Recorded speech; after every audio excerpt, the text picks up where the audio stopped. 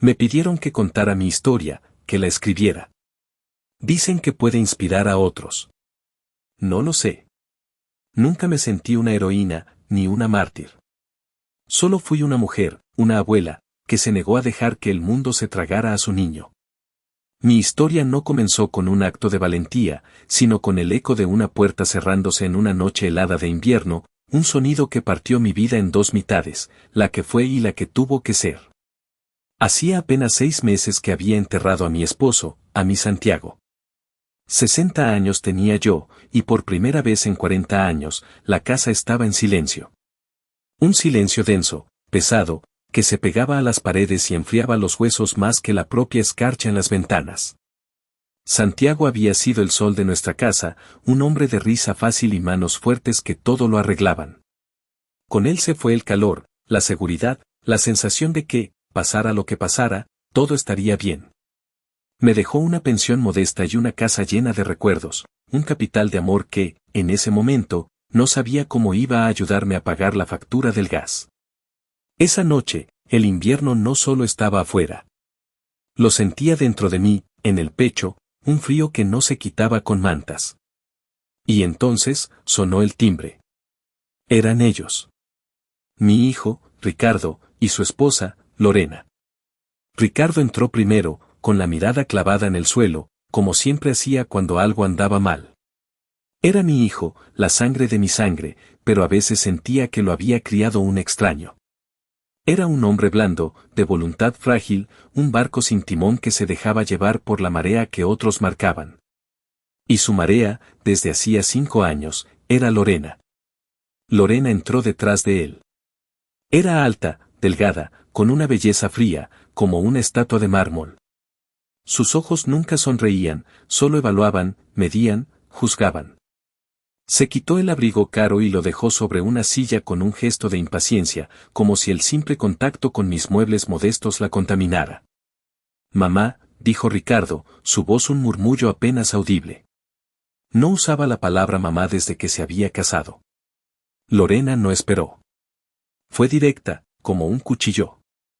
Elvira, dijo, y el uso de mi nombre de pila fue la primera estocada.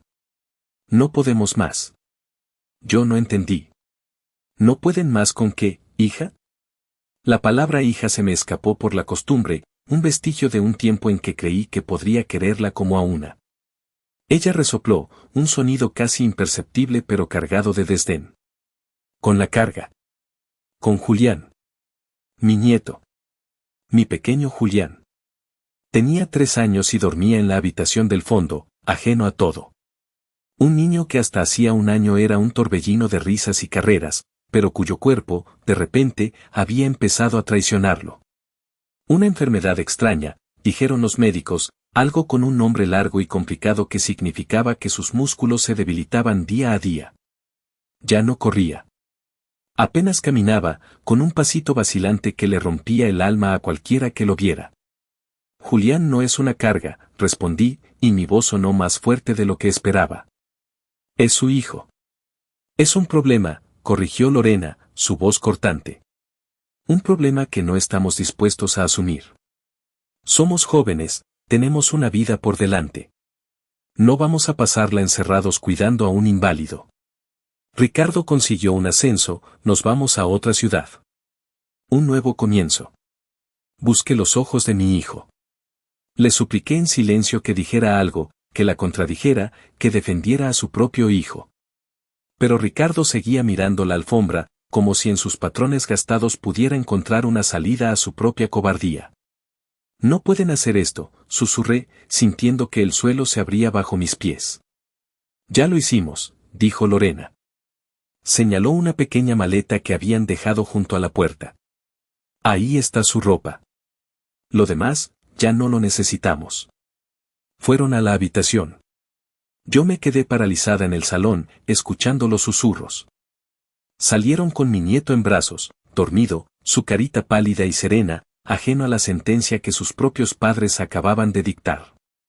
Ricardo me lo entregó. El pequeño cuerpo de Julián, caliente por la fiebre que lo aquejaba desde hacía días, se acurrucó contra mi pecho. Su calor era lo único real en esa pesadilla. Ricardo, al pasar el niño a mis brazos, rozó mi mano. Estaba helada. Por un segundo, uno solo, levantó la vista y vi en sus ojos una sombra de dolor, de vergüenza. Pero fue solo un instante. Lorena lo tomó del brazo, como si lo estuviera rescatando de un momento de debilidad, y lo arrastró hacia la puerta. Se fueron. No hubo un adiós, no hubo un cuídalo. Solo el sonido de la puerta cerrándose. Un clic metálico y definitivo. Me quedé de pie en medio del salón, con mi nieto de 3 años dormido en mis brazos. La casa estaba en silencio otra vez, pero este era un silencio diferente. Era el silencio del abandono, del fin del mundo. Afuera, el viento de invierno aullaba, pero el verdadero frío, el que congela el alma, estaba allí, conmigo, en esa casa vacía, sosteniendo el futuro incierto de un niño que el mundo, y sus propios padres, acababan de dar por perdido. Y en ese momento, mientras las primeras lágrimas silenciosas resbalaban por mis mejillas, supe que mi vida, tal como la conocía, había terminado. Y otra, una que nunca pedí, estaba a punto de empezar. Los primeros días fueron un borrón de paños húmedos, tés de manzanilla y un miedo sordo y constante que se instalaba en la boca del estómago. Julián ardía en fiebre, una fiebre que no cedía, como si su pequeño cuerpo estuviera luchando no solo contra la enfermedad, sino también contra la pena del abandono, una tristeza que los niños sienten aunque no sepan nombrarla. Yo apenas dormía. Me sentaba en una mecedora junto a su cama, escuchando su respiración dificultosa, y me preguntaba cómo íbamos a sobrevivir. El dinero de la pensión de Santiago apenas alcanzaba para pagar las facturas, y ahora tenía una boca más que alimentar, un cuerpo frágil que cuidar. El teléfono sonó al cuarto día. Por un instante estúpido, mi corazón dio un vuelco. Ricardo. Quizás era Ricardo, arrepentido, diciendo que todo había sido un error terrible. Pero no. Era la voz de mi hermana, Beatriz. Elvira, ¿es verdad lo que me contaron?, preguntó sin preámbulos, con ese tono suyo que siempre parecía estar al borde de una acusación. ¿Qué te contaron, Beatriz?, respondí, cansada. Que Ricardo y esa mujerzuela te dejaron al niño. Al enfermo. La forma en que dijo esa mujerzuela no era por defenderme a mí, sino por el placer de denigrar a Lorena, a quien siempre consideró socialmente inferior.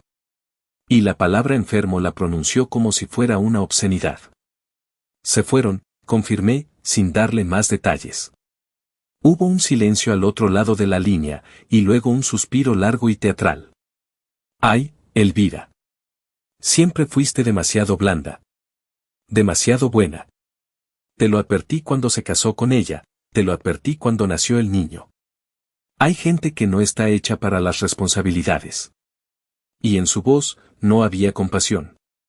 Había una especie de satisfacción morbosa, la confirmación de que sus peores augurios se habían cumplido. Voy a ir a verte, anunció. Necesitarás ayuda. No la quería. No quería su ayuda, que siempre venía envuelta en púas de juicio y condescendencia. Pero estaba demasiado agotada para discutir. Demasiado sola. Beatriz llegó al día siguiente. No conducía su propio coche, por supuesto. La trajo su esposo, Carlos, un hombre bueno pero opacado por la personalidad arrolladora de mi hermana, que lo dejó en el coche como a un chofer. Entró en mi casa como una inspectora de sanidad, sus ojos recorriendo el polvo acumulado en los muebles, la pila de platos sin lavar. Dios mío, Elvira, este lugar es un desastre, fue su saludo. No traía flores ni un guiso caliente. Traía una bolsa de plástico grande, de una tienda cara. La dejó sobre la mesa de la cocina con un ruido sordo. Te traje algunas cosas. Ropa de mis nietos que ya no les sirve. Y algo de comida de la despensa. Mientras ella hablaba, yo abrí la bolsa. La ropa olía a guardado, a naftalina. Un pantalón con una rodillera gastada, una camisa con una mancha de tinta apenas visible en el cuello. Eran las sobras, los descartes. La comida era una lata de atún a punto de caducar y un paquete de galletas saladas. Era su forma de ayudar, dar lo que a ella no le costaba nada, lo que de todos modos iba a tirar. Julián necesitará cuidados especiales, no, continuó, mientras yo miraba el contenido de la bolsa con el corazón encogido. Eso cuesta dinero. Un dinero que no tienes. ¿Has pensado en qué vas a hacer? Quizás deberías considerar otras opciones. ¿Qué opciones?, pregunté, aunque sabía perfectamente a qué se refería. Ella se encogió de hombros, un gesto elegante y cruel. Hay instituciones, Elvira. Lugares para niños como él. Donde pueden cuidarlo profesionales. Sería lo mejor para todos. Para ti, que podrías rehacer tu vida. Y para él, que estaría con los de su clase. Los de su clase. La frase me golpeó como una bofetada. Mi nieto no tenía una clase. Era un niño. Mi niño. En ese momento, desde la habitación, se escuchó un gemido suave. Julián se había despertado. Fui a buscarlo. Lo tomé en brazos, su cuerpo pequeño y febril.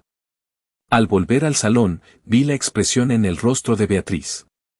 Una mezcla de asco y lástima. No se acercó. No le tocó la frente ni le dijo una palabra cariñosa. Simplemente lo miró desde la distancia, como si fuera un espécimen extraño. Tengo que irme, dijo bruscamente. Tengo una cita en la peluquería. La acompañé a la puerta. Antes de salir, se volvió y me puso un billete arrugado en la mano. Toma. Para que compres leche. Lo acepté. Acepté su ropa usada, su comida a punto de caducar y su dinero humillante. Lo acepté porque en ese momento, mi orgullo no valía nada comparado con la necesidad de mi nieto. Pero mientras cerraba la puerta detrás de ella, tomé una decisión. Sobreviviríamos. No solo sobreviviríamos, sino que saldríamos adelante. Y lo haríamos sin ella. Sin su falsa piedad, sin sus migajas. Su visita no me había hundido. Al contrario. Me había dado la rabia, la furia silenciosa que necesitaba para empezar a luchar. La piedad de mi hermana fue el combustible que encendió mi motor. La rabia es un buen combustible, pero no paga las facturas. Una vez que la visita de Beatriz se desvaneció, me enfrenté a la cruda realidad de los números. La pensión de Santiago era una broma, apenas suficiente para la hipoteca y los impuestos. El dinero que me había dejado mi hermana se esfumó en medicinas y en un caldo de pollo más sustancioso para Julián. El miedo volvió a instalarse en mi cocina, sentándose a la mesa conmigo cada noche. Los primeros meses fueron un ejercicio de supervivencia minimalista. Aprendí a estirar cada peso como si fuera de chicle. Aprendí que verduras eran más baratas al final del día en el mercado, aprendí a hacer rendir un trozo de carne en 3 comidas. Pero no era suficiente. Veía como mis ahorros, los pocos que Santiago y yo habíamos juntado, mermaban a una velocidad alarmante. Necesitaba trabajar. Pero, ¿qué podía hacer una mujer de 60 años, que no había trabajado fuera de casa en 40 años? La respuesta llegó una tarde, mientras remendaba uno de los pantalones que Beatriz me había dado. La aguja se movía con facilidad entre mis dedos, una habilidad dormida que volvía a despertar. Recordé la vieja máquina de coser de mi madre, una Singer negra y dorada, pesada como un ancla, que acumulaba polvo en el trastero. La bajé, la limpié, la aceité. El sonido de su pedal, un rítmico y constante traqueteo, fue como el latido de un corazón que volvía a la vida. Puse un pequeño cartel escrito a mano en la ventana: se hacen arreglos de costura. Cremalleras, bajos, zurcidos. Al principio, nadie vino. Los días pasaban y el cartelito amarillo parecía una broma. Pero una tarde, una vecina, la señora Carmen, llamó a la puerta con un abrigo de su marido al que se le había roto el forro. Lo arreglé con esmero, con una puntada casi invisible. Me pagó unas pocas monedas, pero para mí, fue como si me hubieran dado un lingote de oro. Fue el primer dinero que ganaba por mí misma en décadas. Poco a poco, el boca a boca hizo su magia. La señora Carmen se lo dijo a su cuñada, la cuñada a una amiga del trabajo. Empezaron a llegar pequeños encargos. Un bajo de un pantalón, una falda que ajustar, el uniforme escolar de un niño. No era mucho, pero era algo. Era la diferencia entre comer papas hervidas o poder añadirles un huevo. Mientras tanto, mi otro trabajo, el que no tenía paga ni horario, era Julián. Su enfermedad avanzaba, pero su mente era un universo en expansión. Como no podía correr, su energía se concentraba en observar, en preguntar. ¿Por qué el cielo es azul, abuela? ¿A dónde van las hormigas cuando llueve? Sus preguntas eran mi universidad. Conseguí un trabajo extra, limpiando unas oficinas por la noche. Era agotador. Volvía a casa a las 11, con el olor a cloro impregnado en la piel y un dolor punzante en la espalda. Pero ese dinero extra me permitía comprarle libros de segunda mano. Libros con dibujos de animales, de planetas, de castillos. Eran nuestro escape. Por las tardes, nos sentábamos juntos en el sofá, él acurrucado a mi lado, y viajábamos a la sabana africana o a la superficie de la luna. Nuestro pequeño apartamento se convirtió en nuestro castillo. Era pequeño, sí, y los muebles eran viejos, pero estaba impecable. Yo lo mantenía limpio como un santuario, porque sentía que el orden y la limpieza eran una forma de luchar contra el caos que amenazaba con devorarnos. Era nuestra pequeña fortaleza contra un mundo que nos había dado la espalda. A veces, por la noche, cuando Julián ya dormía, me sentaba junto a la ventana con mi costura. Miraba la calle oscura y pensaba en Ricardo y Lorena. ¿Estarían en su casa nueva? ¿Lorena estaría decorando su salón de diseño, eligiendo cortinas caras? ¿Pensarían en nosotros alguna vez? ¿Sentirían alguna punzada de remordimiento? Me obligaba a mí misma a no sentir odio. El odio era un lujo que no podía permitirme, pesaba demasiado, y yo ya tenía suficiente carga sobre mis hombros. Mi lucha era silenciosa, anónima. Nadie veía las horas que pasaba inclinada sobre la máquina de coser, ni las noches que pasaba en vela cuando Julián tenía pesadillas. Nadie veía cómo contaba las monedas en la mesa de la cocina, decidiendo entre comprar fruta o un poco más de leche. Pero yo sabía que cada puntada, cada moneda ganada, cada página del libro leída, era un ladrillo más en el muro que estaba construyendo alrededor de mi nieto. Un muro para protegerlo no solo de la enfermedad, sino de la indiferencia del mundo. Un muro hecho de amor, de rutina y de una terquedad inquebrantable. Si la indiferencia del mundo era un muro, la crueldad de mi propio barrio era el alambre de espino que lo coronaba. Y la arquitecta de esa crueldad tenía nombre y apellido, Doña Isabel. Era una de esas mujeres que reinan en los barrios pequeños, una viuda de lengua afilada cuyo balcón era un puesto de vigilancia y su palabra, ley no escrita. Desde el principio, nos miró con recelo. Cuando supo la historia de Ricardo y Lorena, su recelo se convirtió en un juicio sumarísimo. Empezó con susurros. La escuchaba en la panadería, en la cola del mercado. Pobre Elvira, decía con falsa compasión, qué cruz le ha caído. Dicen que esa enfermedad es rara, a saber qué habrán hecho para merecerla. La insinuación era veneno puro, y se extendió rápidamente. La gente empezó a mirarnos diferente. Las vecinas que antes me saludaban, ahora cambiaban de acera. Los comerciantes me despachaban con prisa, como si mi dinero estuviera contaminado. Sentía sus miradas en mi nuca, una mezcla de lástima y miedo. La enfermedad de Julián, en sus mentes ignorantes, se había convertido en una especie de pecado contagioso. Pero lo peor eran los niños. Los niños son espejos crueles de sus padres, y los nietos de Doña Isabel eran los peores. Julián, que para entonces tenía 6 años, usaba un pequeño andador metálico para moverse por la casa y para los cortos paseos que dábamos por la tarde. Era su pequeña parcela de libertad, el sol en su cara, el aire fresco. Pero esa libertad se convirtió en una tortura. Ahí va el robot, le gritaban. Patas chuecas, tullido. Yo los enfrentaba. Salía y les decía que lo dejaran en paz, pero ellos solo se reían y salían corriendo, para volver a empezar en cuanto les daba la espalda. Sus padres nunca decían nada. Veían la escena desde sus ventanas y se hacían los locos. La cobardía era tan contagiosa como la maldad. El punto de quiebre llegó en una tarde gris de otoño. Julián estaba sentado en el escalón de la entrada, dibujando en un cuaderno. Estaba concentrado, feliz en su pequeño mundo de lápices de colores. Yo lo observaba desde la cocina, con el corazón encogido de amor. Entonces, los vi. El grupo de siempre, liderado por el nieto mayor de doña Isabel. Se acercaron a Julián. Vi cómo el mayor le arrebataba el cuaderno, cómo lo hojeaba con desprecio y luego, con una sonrisa maliciosa, arrancaba la hoja del dibujo y la hacía trizas delante de sus ojos. Julián no lloró. Solo se quedó mirando los pedazos de papel esparcidos por el suelo, su pequeño cuerpo temblando. Salí de la casa como una leona. Grité. Grité cosas que no sabía que tenía dentro, una furia animal y primitiva. Los niños se asustaron y huyeron.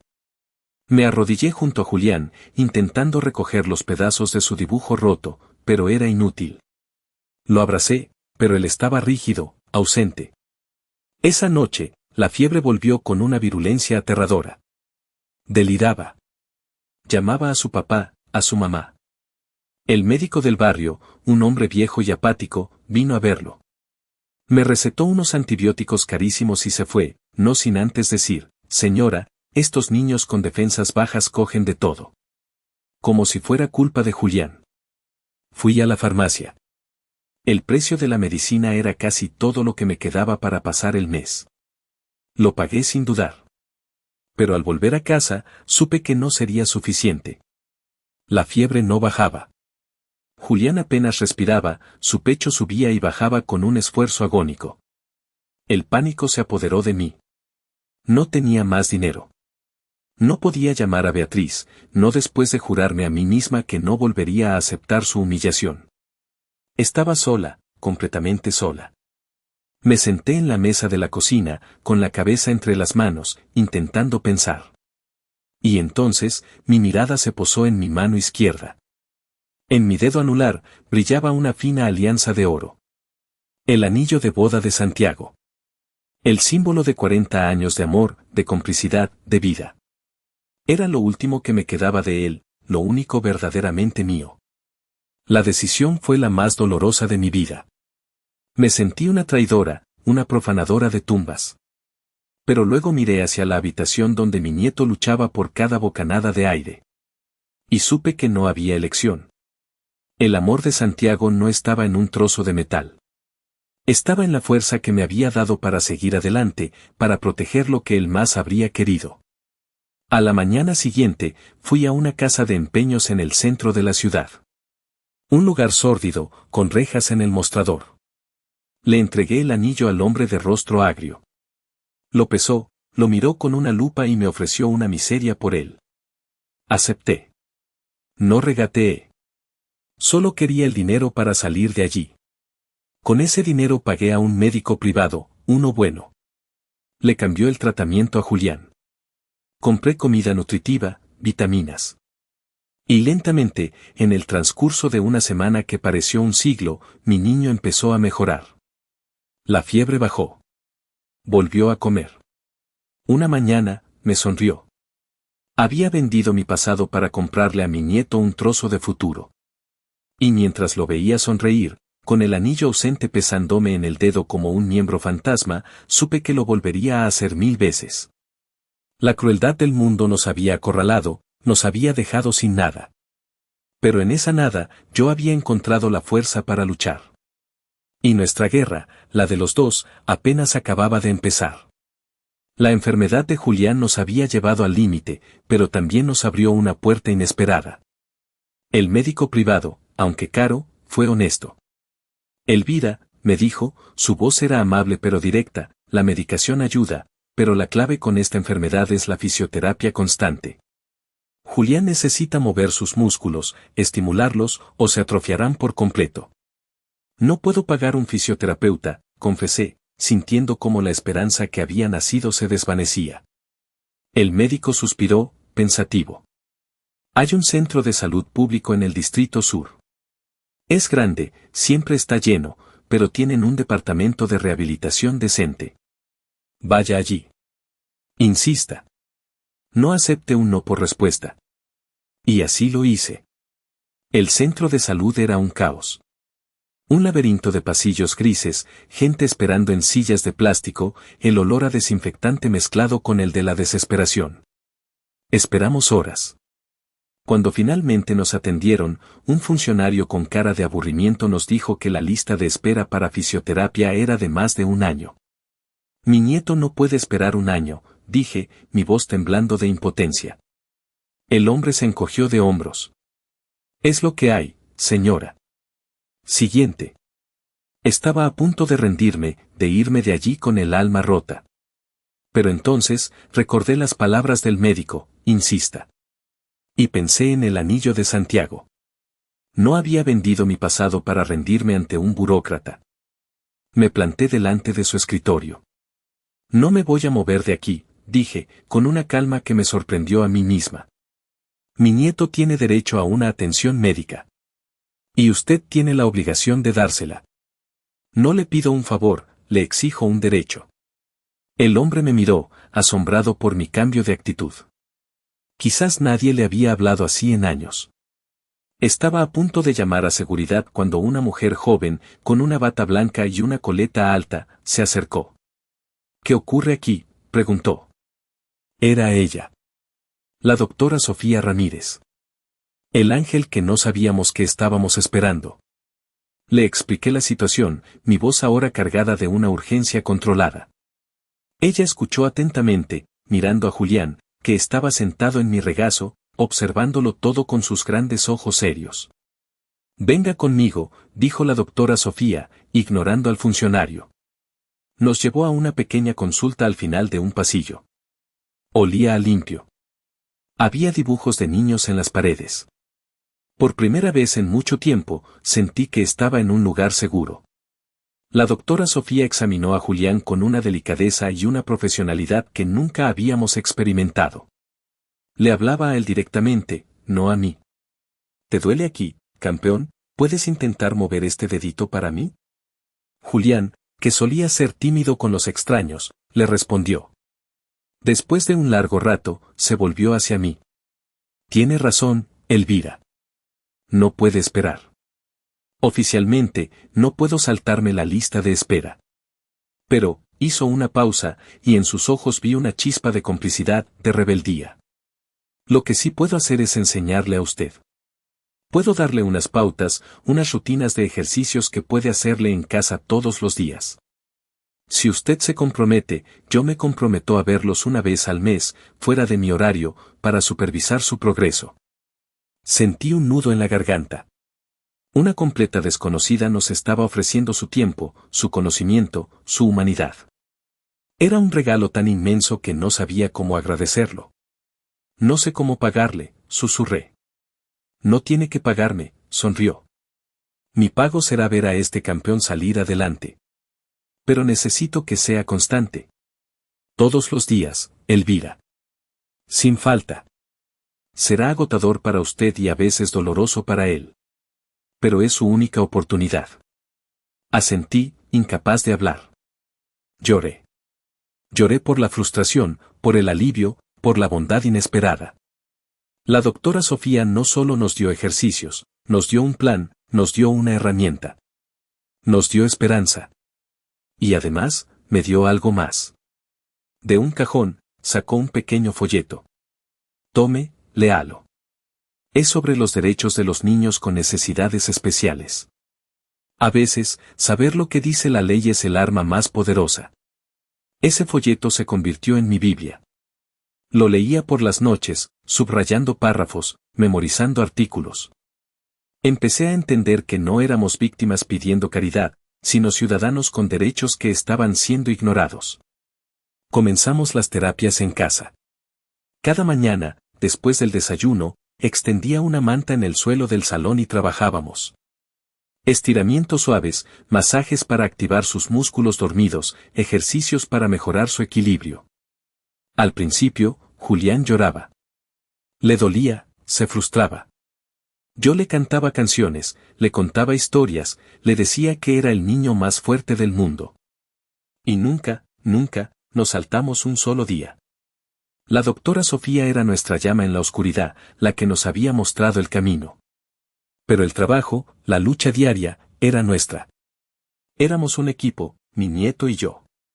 Un ejército de dos luchando en el salón de nuestra pequeña casa, en una guerra silenciosa que el mundo no veía, pero que para nosotros era la guerra por la vida misma. Los años que siguieron fueron una sinfonía monótona de trabajo, terapia y libros. La vida se asentó en una rutina tan predecible como el amanecer. Por la mañana, la sesión de fisioterapia en el suelo del salón. Por la tarde, los deberes del colegio y las lecturas. Por la noche, mi turno de limpieza en las oficinas. Los fines de semana, me encorvaba sobre la máquina de coser, convirtiendo la ropa vieja de otros en el pan nuestro de cada día. Éramos pobres, sí, pero no éramos miserables. Teníamos un propósito. Julián crecía. Su cuerpo seguía siendo frágil, pero su mente era un cohete. El colegio era un desafío. Aunque académicamente era brillante, socialmente seguía siendo un paria. El estigma del barrio viejo nos había seguido como una sombra, y aunque aquí no había una doña Isabel, la crueldad infantil es universal. Sin embargo, algo había cambiado en él, y en mí. Ya no éramos víctimas pasivas. La prueba de fuego llegó cuando Julián cumplió 11 años. El colegio organizó una excursión de fin de curso a un parque natural. Era la primera vez que se organizaba algo así, y la emoción entre los niños era palpable. Para Julián, era un sueño. Amaba la naturaleza que solo conocía a través de los libros. Pero había un problema.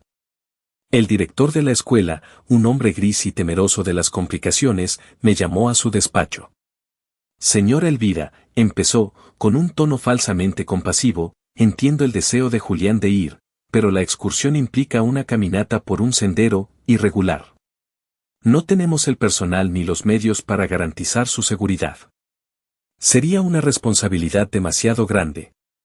Creo que lo más prudente es que no asista. Hace unos años, yo habría aceptado con la cabeza gacha. Habría vuelto a casa y le habría mentido a Julián, diciéndole que se había cancelado la excursión.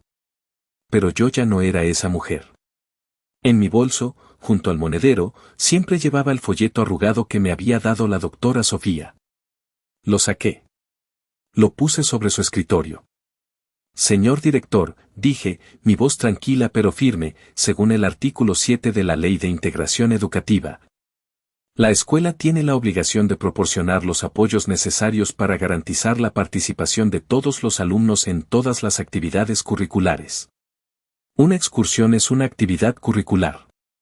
El director me miró boquiabierto.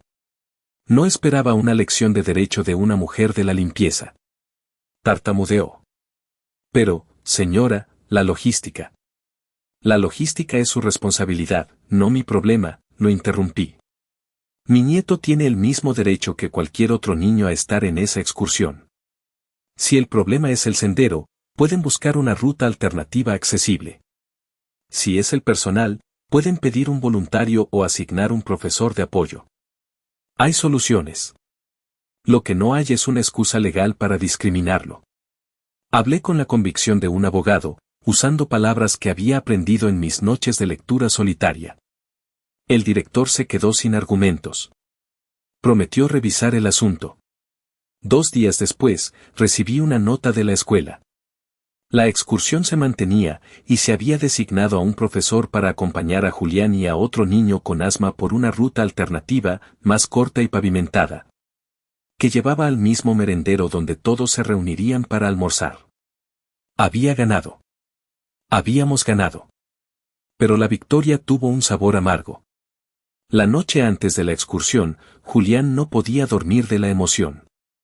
Preparó su pequeña mochila con un sándwich, una botella de agua y sus prismáticos de juguete. A la mañana siguiente, en la puerta del colegio, mientras los otros niños corrían y gritaban, vi las miradas de algunas madres. Miradas de resentimiento, como si por nuestra culpa, la excursión de sus hijos se hubiera complicado. Y entonces, mi hermana Beatriz, que había venido a dejar a su propio nieto, se acercó a mí. Su sonrisa era puro veneno. Vaya, Elvira, sigues empeñada en complicarte la vida y la de los demás, susurró, para que solo yo la oyera. ¿No te das cuenta de que lo único que consigues es que lo señalen más? Hay batallas que no merece la pena luchar. Tú nunca has tenido que luchar por nada en tu vida, Beatriz, respondí, mirándola directamente a los ojos. Por eso no entiendes la diferencia entre una batalla y un derecho. Me di la vuelta y la dejé allí, con la palabra en la boca. Acompañé a Julián hasta el autobús. Antes de subir, se volvió y me abrazó con fuerza. Gracias, abuela, me dijo al oído. Por luchar. Esa tarde, cuando Julián volvió de la excursión, sus ojos brillaban. Me contó que había visto un pájaro carpintero, que el profesor le había explicado el nombre de los árboles, que había compartido su sándwich con el otro niño. Estaba feliz. Cansado, pero feliz. Por la noche, mientras dormía, lo miré. Su rostro relajado, su respiración tranquila. Beatriz creía que yo luchaba batallas perdidas. Pero se equivocaba. Cada pequeña victoria, cada derecho conquistado, cada sonrisa de mi nieto, no era una batalla. Era la guerra entera. Y la estábamos ganando. En ese momento tomé una decisión inquebrantable: nunca más permitiría que nadie, ni un director, ni una vecina, ni mi propia hermana, le dijera a mi nieto que su lugar estaba en la sombra. Su lugar estaba en el sol, como el de todos los demás. Y yo me encargaría de que nadie le hiciera sombra. La victoria de la excursión nos dio un impulso, pero también nos hizo entender una verdad incómoda: en ese barrio, siempre seríamos el problema, la excepción a la regla. La gente nos toleraba, pero no nos aceptaba. El ambiente estaba viciado de una lástima condescendiente y un resentimiento silencioso. La que tomó la decisión final, sin embargo, no fui yo. Fue Julián. Tenía casi 12 años. Era un niño callado, pero observador. No se quejaba, pero yo veía cómo la crueldad de los demás iba dejando pequeñas cicatrices en su alma. Una tarde, volvió del colegio más silencioso que de costumbre. No quiso merendar. Se encerró en su cuarto con un libro, pero yo sabía que no estaba leyendo. Más tarde, lo encontré mirando por la ventana, con la vista perdida en los tejados grises. ¿Qué pasa, mi niño?, le pregunté, sentándome a su lado. No me miró. Siguió con la vista fija en el exterior. Abuela, dijo, su voz era la de un niño pero sus palabras eran las de un viejo: aquí siempre seré el niño roto. El que necesita una ruta especial. El que complica las cosas. Hizo una pausa, y luego se volvió hacia mí, sus ojos grandes y serios llenos de una determinación que me heló la sangre. Vámonos de aquí. A un lugar donde nadie nos conozca. Donde podamos empezar de cero. No fue una súplica. Fue una declaración. Y en el fondo de mi corazón, supe que tenía razón. Quedarnos era permitir que ese ambiente tóxico lo marchitara por dentro. El miedo me invadió. Empezar de nuevo a mi edad, en una ciudad desconocida, sin contactos, sin dinero, era una locura. Pero mirar a los ojos de mi nieto y ver esa mezcla de dolor y resolución fue más aterrador. Su salud mental era tan importante como la física. Está bien, dije, y la decisión, una vez pronunciada, se sintió correcta. Nos iremos. A partir de ese día, me convertí en una conspiradora. No le dije nada a nadie. A Beatriz le mentí, diciéndole que todo iba como siempre. Empecé a vender en secreto las pocas cosas de valor que nos quedaban. Unos pendientes de mi madre, el reloj de oro de Santiago que había guardado, algunos muebles pequeños. Junté un pequeño fardo de billetes que guardaba debajo del colchón. Mi trabajo nocturno en las oficinas me dio una idea. La empresa tenía su sede principal en una ciudad del interior, una ciudad industrial, grande, gris y, lo más importante, anónima. Una ciudad lo suficientemente grande como para perdernos en ella. Investigué. Encontré anuncios de habitaciones en pensiones baratas. Hice una llamada. Reservé una, pagando el primer mes por adelantado con el dinero de mis ventas secretas. Una madrugada de julio, mientras el barrio aún dormía, ejecutamos nuestro plan de escape. Teníamos 2 maletas viejas. Dentro, lo imprescindible, nuestra ropa, los documentos, los libros favoritos de Julián y la vieja máquina de coser. Era demasiado pesada, pero era mi única herramienta de trabajo. No podía dejarla atrás. Dejé la llave del apartamento sobre la mesa de la cocina. No miramos atrás. Caminamos en silencio hasta la estación de autobuses.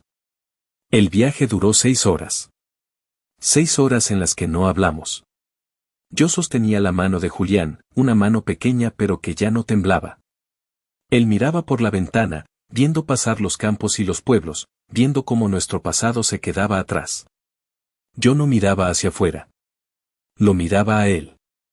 Estaba asustada, aterrorizada. Pero él parecía tranquilo, como un soldado que va a la batalla que ha elegido. La nueva ciudad nos recibió con un rugido de tráfico y un cielo plomizo. La pensión era un edificio viejo y destartalado en una calle ruidosa. Nuestra habitación era minúscula. Una cama, un armario desvencijado y una ventana que daba a un patio interior lleno de ropa tendida. Olía a humedad y a comida recalentada. Era deprimente. Pero para nosotros, era el paraíso. Era el paraíso del anonimato.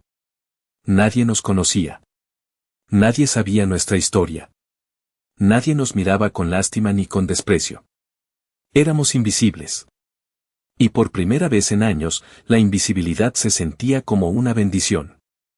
Al segundo día, salimos a explorar.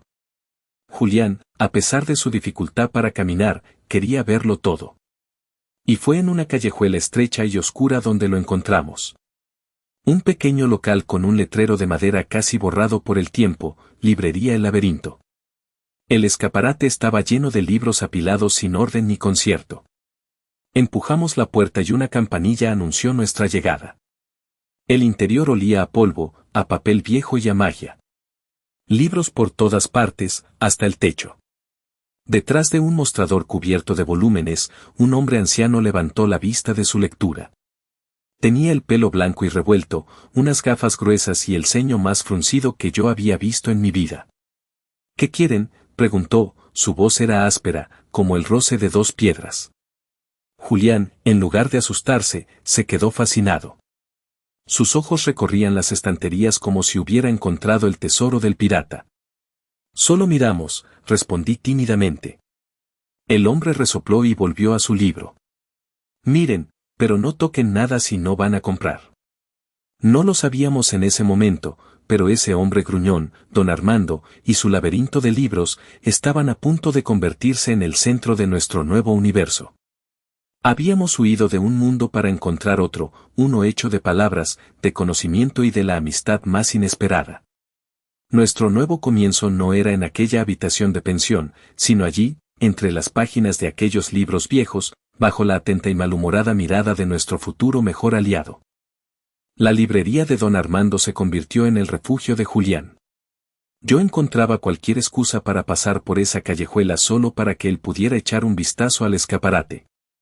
A mí, el viejo librero me intimidaba. Su perpetuo mal humor era una barrera que no me atrevía a cruzar. Pero Julián no veía a un viejo gruñón, veía al guardián de un tesoro.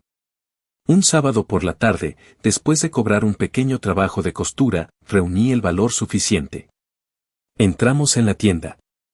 Don Armando nos lanzó su mirada habitual por encima de las gafas. «Abuela, ¿puedo comprar uno?», susurró Julián, señalando un libro de aspecto antiguo sobre la historia de Roma. Me acerqué al mostrador.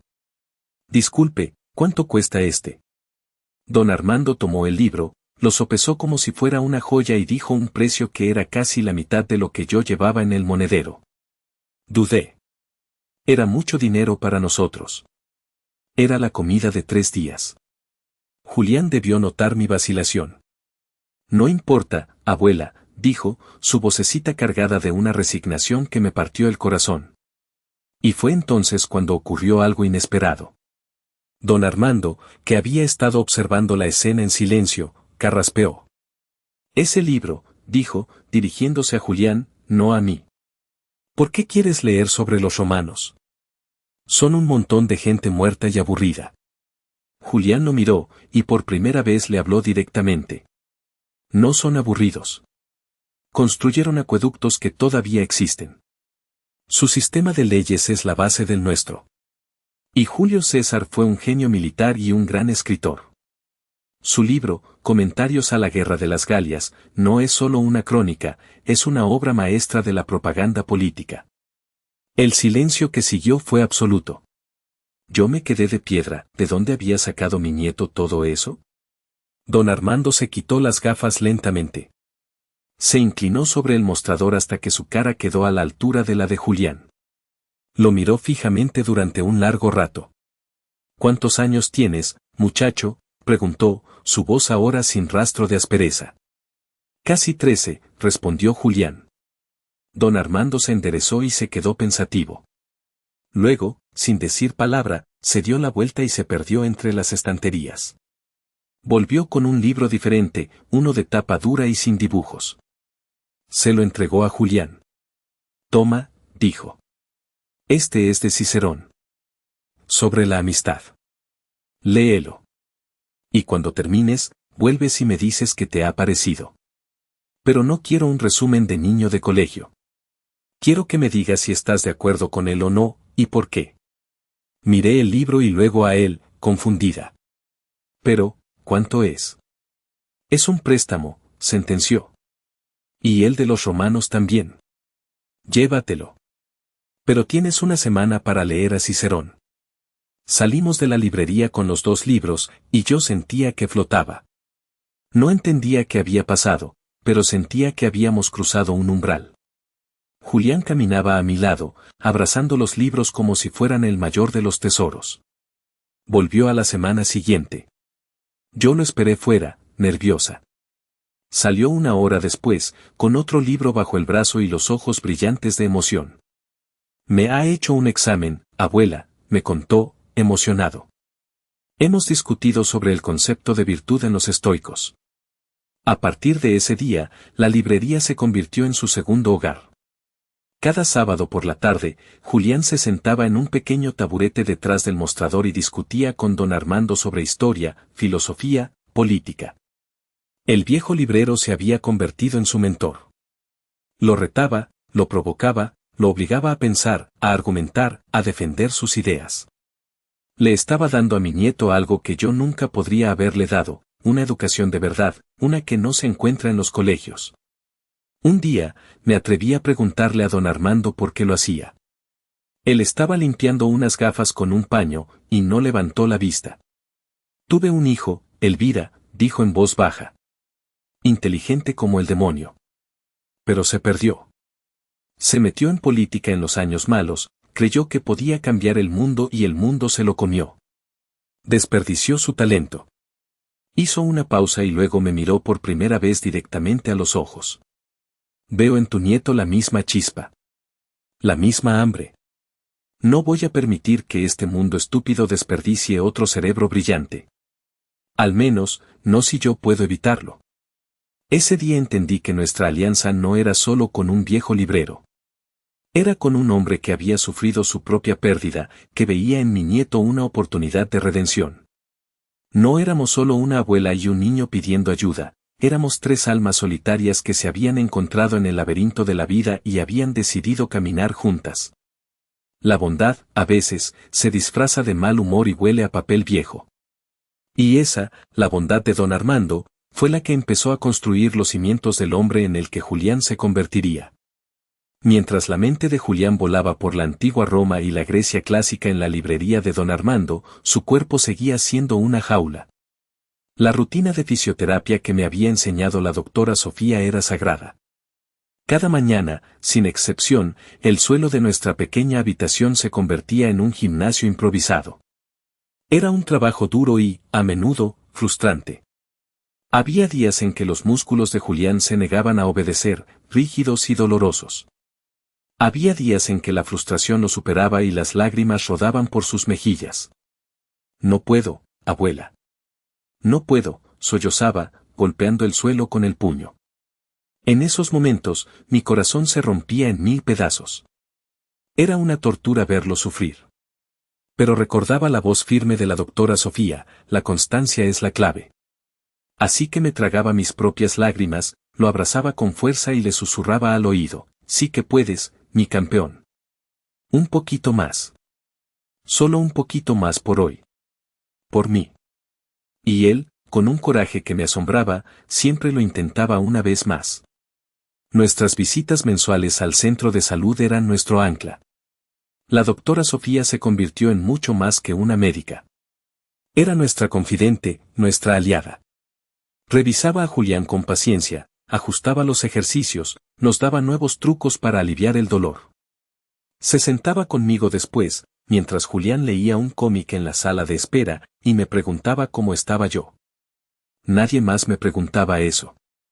Con ella podía desahogarme, hablar de mi cansancio, de mis miedos.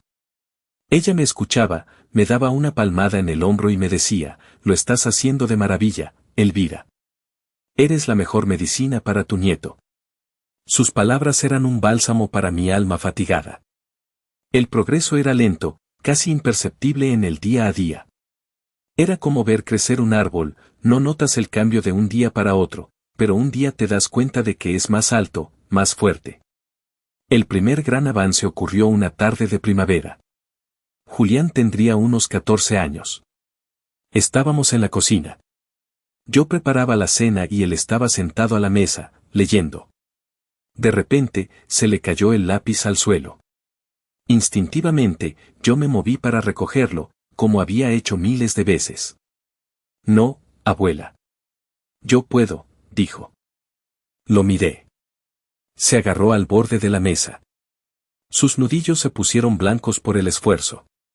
Se impulsó hacia arriba, sus piernas temblando violentamente. Se quedó de pie, sin apoyarse en su andador, que estaba en un rincón. Fueron solo unos segundos, pero para mí fue una eternidad. Se tambaleó, el sudor perlando su frente. Lentamente, doblando las rodillas, se agachó. Sus manos buscaron a tientas el suelo hasta que sus dedos rozaron el lápiz. Lo agarró. Y luego, con un esfuerzo sobrehumano, volvió a enderezarse. Se quedó de pie, jadeando, con el lápiz en la mano como si fuera un trofeo. Me miró, y en sus ojos había una mezcla de agotamiento y un orgullo feroz, radiante. No aplaudí. No grité. Me acerqué a él lentamente, con miedo a que un movimiento brusco pudiera romper el hechizo. Puse mis manos en sus hombros para estabilizarlo y lo abracé. Sentí el latido de su corazón, desbocado contra mi pecho. No dijimos nada. No hacía falta. Ambos sabíamos que algo monumental acababa de suceder. A partir de ese día, algo se desbloqueó en él. El pequeño éxito le dio una confianza que ninguna palabra mía podría haberle infundido. Empezó a intentar hacer más cosas por sí mismo. Vestirse, aunque tardara media hora. Ir de su habitación a la cocina sin el andador, apoyándose en las paredes. Cada pequeño logro era una victoria que celebrábamos en silencio, con una mirada cómplice, con una sonrisa. En nuestra siguiente visita, la doctora Sofía no pudo ocultar su asombro. Lo hizo caminar por el pasillo. Su andar era torpe, arrastrando los pies, pero caminaba. Sin ayuda. Elvira, esto es increíble, dijo, sus ojos brillantes de emoción. El tono muscular ha mejorado un 20%. La constancia, ha funcionado. Tu trabajo ha funcionado. Me abrazó, allí mismo, en medio del pasillo del hospital. Sigan así. No se detengan ahora. Esa noche, cuando volvíamos a casa, Julián caminaba a mi lado, despacio, agarrado a mi brazo. Pasamos por delante de un escaparate y nos vimos reflejados. Una anciana encorvada y un muchacho delgado y pálido que caminaba con dificultad. Para el mundo, probablemente éramos una estampa de fragilidad, de pena. Pero nosotros sabíamos la verdad. Éramos titanes. Éramos guerreros que acababan de ganar una batalla decisiva. El cuerpo de Julián, esa jaula que lo había aprisionado durante tanto tiempo, por fin estaba empezando a despertar. Y su despertar era el mío. La vida continuó su curso, marcada por pequeñas victorias y la rutina de siempre. Julián ya era un adolescente. Su voz había cambiado, y un incipiente bigote asomaba sobre su labio superior. Su cuerpo seguía siendo delgado, pero había una nueva firmeza en su postura. Ya casi no usaba el andador en casa, y para salir a la calle, a menudo le bastaba con apoyarse en mi brazo. La librería de don Armando y las terapias caseras seguían siendo los dos pilares de nuestra existencia. Yo seguía cosiendo y limpiando, aunque cada vez me costaba más. Los años y el esfuerzo empezaban a pasarme factura. Un martes por la mañana, el cartero dejó un sobre en nuestro buzón. No era una factura ni publicidad. Era un sobre de color crema, de buena calidad, sin remitente. Solo mi nombre, Elvira Rojas, escrito con una caligrafía elegante y desconocida. Me extrañó. Nosotros no recibíamos cartas personales. Lo abrí en la mesa de la cocina, con una extraña sensación de aprensión. Dentro no había una carta. Solo un fajo de billetes. Billetes grandes, nuevos, perfectamente ordenados. Los conté con manos temblorosas. Era mucho dinero. Más de lo que yo ganaba en 6 meses de trabajo. Junto a los billetes, había una pequeña nota, doblada en 4. La desdoblé. Tenía solo 3 palabras, escritas con una letra que sí reconocí al instante, una letra inclinada y nerviosa que no había visto en más de 10 años. La letra de mi hijo. Para los gastos. Me quedé mirando la nota, el dinero esparcido sobre el hule de la mesa. Sentí una oleada de frío, seguida de una rabia caliente que me subió por el pecho. ¿Ricardo? ¿Después de una década de silencio absoluto? ¿Después de no llamar ni una sola vez para preguntar si su hijo había sobrevivido a aquel primer invierno? ¿Y ahora esto? ¿Dinero? ¿Creía que con un fajo de billetes podía limpiar su conciencia, podía comprar un trozo de perdón? ¿Creía que éramos un problema que se solucionaba con una transferencia anónima? La arrogancia del gesto me dejó sin aliento. No había un lo siento. No había un ¿cómo estáis? Solo dinero. Como si fuéramos una cuenta pendiente, una deuda que saldar. El dinero no era un gesto de amor, era un insulto. Era la prueba de que, después de todos esos años, seguía sin entender nada. Julián entró en la cocina en ese momento. Vio el dinero, mi rostro pálido. ¿Qué es eso, abuela? Dudé si contárselo. Tenía 15 años, ya no era un niño. Merecía saberlo. Le entregué la nota. La leyó, su expresión tranquila, indescifrable. Luego levantó la vista y me miró. No vi rabia en sus ojos, ni dolor. Vi una especie de distancia fría, la de un juez que dicta una sentencia. ¿Qué vas a hacer?, me preguntó. Yo ya lo sabía. Tomé el fajo de billetes. Los metí de nuevo en el sobre de color crema. Busqué un bolígrafo. En el reverso del sobre, escribí la dirección de la empresa de arquitectura donde sabía que Ricardo trabajaba, la misma que había visto en una vieja tarjeta de visita que guardaba en un cajón. No añadí ninguna nota. El silencio era el mensaje más elocuente. Julián me observó en silencio. Cuando terminé, asintió levemente. Bien hecho, abuela. Pero yo sentí que faltaba algo. Un simple retorno era demasiado impersonal. Quería que entendiera, que sintiera el peso de nuestro rechazo. Fui a la pequeña maceta que tenía en el alféizar de la ventana, donde crecía un solitario geranio que cuidaba con esmero. Había sobrevivido a 3 inviernos, era una planta luchadora, como nosotros. Arranqué una de sus hojas, una hoja verde y sana. Volví a la mesa. Abrí el sobre de nuevo. Metí la hoja de geranio junto a los billetes. Y en el reverso de la nota de Ricardo, escribí 2 palabras, no compramos. No hacía falta decir más. No compramos salud, no compramos amor, no compramos perdón. No compramos milagros. Sellé el sobre. Fui a la oficina de correos esa misma tarde y lo envié certificado. Me costó un dinero que no me sobraba, pero la sensación de poder, de dignidad que sentí al hacerlo, no tenía precio. Ese sobre fue un fantasma del pasado que vino a visitarnos. Pero en lugar de asustarnos, nos hizo más fuertes. Nos recordó quiénes éramos y de qué estábamos hechos. No éramos un problema que se arreglaba con dinero. Éramos supervivientes. Y nuestra dignidad, a diferencia de su dinero, no estaba en venta. Nunca lo estaría. El incidente del sobre marcó un antes y un después. Fue como si hubiéramos exorcizado al último fantasma de nuestro pasado. La ausencia de Ricardo y Lorena dejó de ser una herida abierta para convertirse en una cicatriz, una marca que recordaba una batalla ganada. Toda nuestra energía, a partir de entonces, se centró en el futuro. Y el futuro, para Julián, estaba empezando a tomar una forma que nunca hubiéramos imaginado. En el instituto, ya nadie se atrevía a meterse con él. No por miedo, sino por una mezcla de respeto y desconcierto. Julián se había convertido en una especie de enigma. Físicamente, seguía siendo el más frágil, pero en los debates de clase, era un gigante. Su mente, afilada por años de discusiones con don Armando, era un arma formidable. Desmontaba los argumentos de sus compañeros y, a veces, incluso los de los profesores, con una lógica implacable y un conocimiento que los dejaba sin palabras. Su profesor de historia, un hombre joven y entusiasta llamado David, fue el primero en ver su potencial más allá de las aulas. Elvira, me dijo un día, después de una reunión de padres, su nieto tiene una mente excepcional. Pero no es solo eso. Tiene una voz.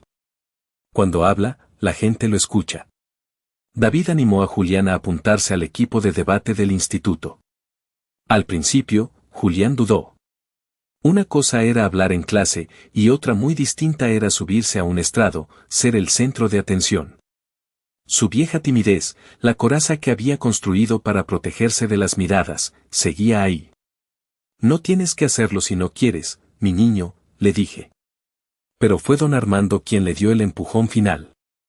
Cicerón tenía miedo de hablar en el Senado, le espetó una tarde en la librería. ¿Demóstenes se rindió por ser tartamudo? Las ideas no sirven de nada si se quedan encerradas en un libro o en una cabeza. Las ideas están para luchar con ellas. Y el campo de batalla es la palabra. Ahora, deja de ser un cobarde y ve a apuntarte. Y Julián fue. El primer torneo de debate fue un desastre. Julián estaba tan nervioso que apenas podía hablar. Su voz temblaba, se trababa. Perdió en la primera ronda. Volvió a casa desolado. Tenía razón, soy un cobarde, dijo, con los ojos llenos de lágrimas de frustración. No eres un cobarde, le dije, abrazándolo. Ser valiente no es no tener miedo. Es tener miedo y hacerlo de todas formas. Y tú lo has hecho. Pasó las siguientes semanas preparándose sin descanso. Lo oía por la noche, en su habitación, practicando sus discursos frente al espejo. Don Armando se convirtió en su entrenador personal. Le enseñó a modular la voz, a usar los silencios, a estructurar sus argumentos como una fortaleza inexpugnable. Yo era su público, escuchando una y otra vez sus discursos sobre justicia social, sobre la deuda externa, sobre los derechos de las minorías. El siguiente torneo fue diferente. Subió al estrado con los hombros rectos. Su voz, al principio, todavía temblaba un poco, pero a medida que hablaba, ganaba fuerza, convicción. Hablaba de la justicia no como un concepto abstracto, sino como algo tangible, algo que se sentía en el estómago cuando veías a un niño pasar hambre o a un anciano no poder pagar sus medicinas.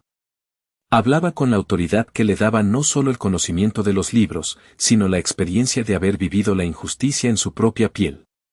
Ganó. Pasó la primera ronda, luego la segunda, la semifinal. Llegó a la final del campeonato de la ciudad. El día de la final, el auditorio del centro cívico estaba lleno. Estaban sus compañeros, sus profesores. Estaba la doctora Sofía, que había venido directamente del hospital. Y en la última fila, oculto en la penumbra, estaba don Armando. Yo estaba en un rincón, con el corazón en un puño, mis manos retorciendo un pañuelo. El tema de la final era, el mérito personal es suficiente para alcanzar el éxito. El oponente de Julián era un chico de un colegio privado, un joven alto, guapo, con la confianza que da haberlo tenido todo en la vida. Dio un discurso brillante, pulido, sobre el esfuerzo, la dedicación, sobre cómo cualquiera que se lo propusiera podía llegar a la cima. Y entonces, le tocó el turno a Julián. Se acercó al atril despacio, con su andar todavía un poco torpe. Hubo algunos murmullos entre el público. Pero en cuanto abrió la boca, se hizo el silencio. Mi oponente habla del mérito como si todos empezáramos la carrera desde la misma línea de salida, comenzó, su voz clara y resonante. Pero se olvida de que algunos ni siquiera tienen zapatillas para correr. Se olvida de que a algunos el camino se les llena de piedras desde el primer día. Hablar de meritocracia en una sociedad desigual no es una filosofía. Es una crueldad. Y entonces, contó su historia. No con autocompasión, sino con una fría objetividad.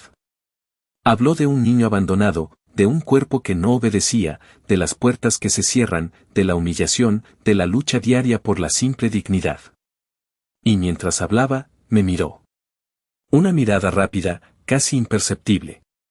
Pero en esa mirada, estaba todo nuestro camino, toda nuestra lucha. Ganó. No solo el debate, sino el corazón del auditorio. La gente se puso de pie y aplaudió durante varios minutos. Vi a la doctora Sofía con lágrimas en los ojos. Vi a don Armando secándose una lágrima furtiva con el dorso de la mano. Ese día, la voz de Julián dejó de ser solo suya. Se convirtió en la voz de todos los que no la tenían.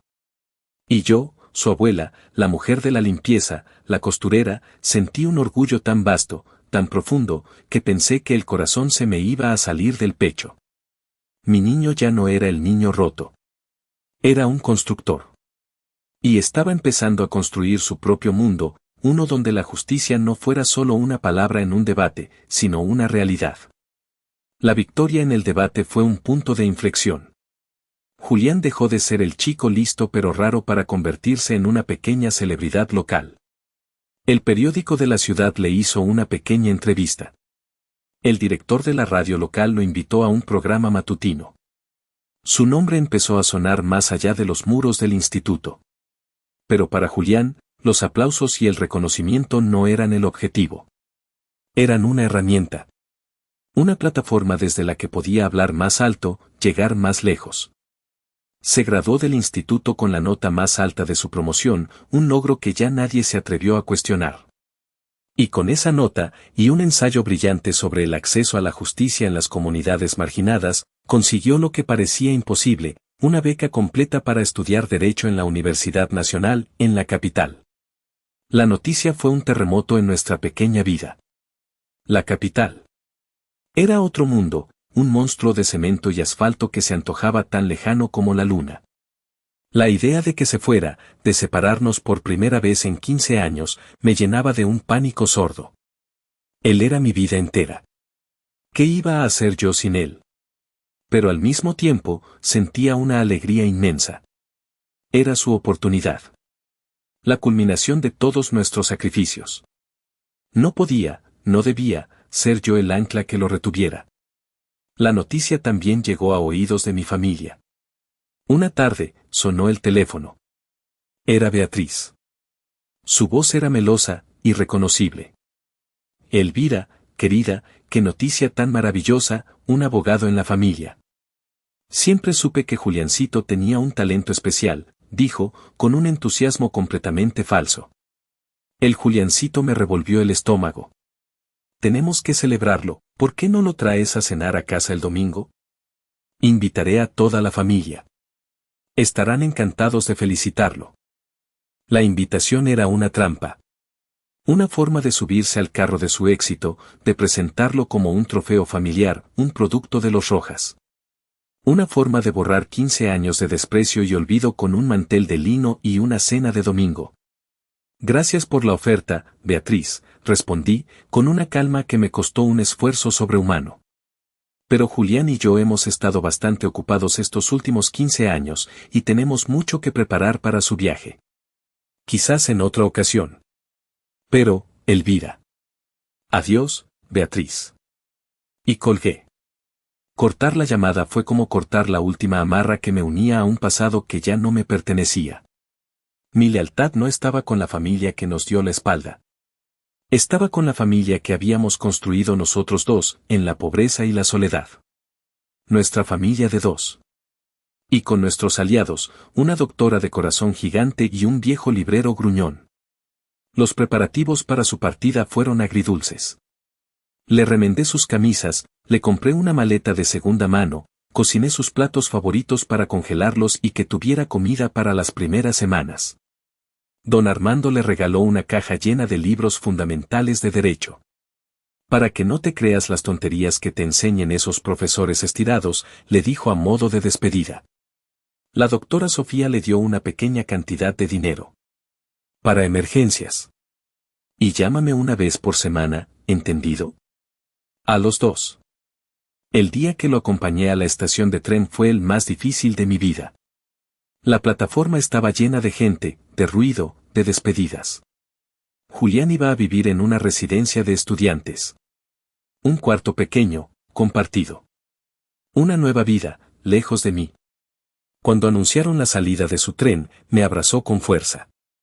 Ya era más alto que yo. Su cuerpo, aunque todavía delgado, se sentía fuerte.